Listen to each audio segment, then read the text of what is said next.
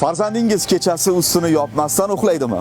Bolam kechqurun sovqotmasmikan? Ha, bu ko'pchilik onalarni o'ylantiradigan masala. Faqat sizning farzandingiz unday emas. Hamma 7-8 yoshgacha bo'lgan bolalar xuddi shunday.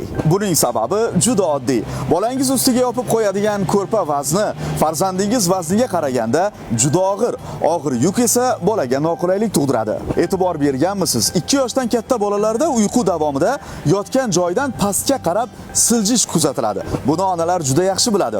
Bola pastga qarab siljishi davomida ko'rpa uning yuzini yopib qo'yadi. Bu esa bolada o'zini o'rab qo'yilgandek, bo'g'ilgandek his qilishiga sabab bo'lar ekan. Birinchi martada shunday fikr keldimi, u bola boshqa ko'rpa yopib uxlamaydi. Bunday holatda onalarga eng foydali maslahat, albatta xona harorati 22 darajada bo'lishi kerak. Farzandingizni esa sifatli, paxtali kiyimlar kiydirib uxlating.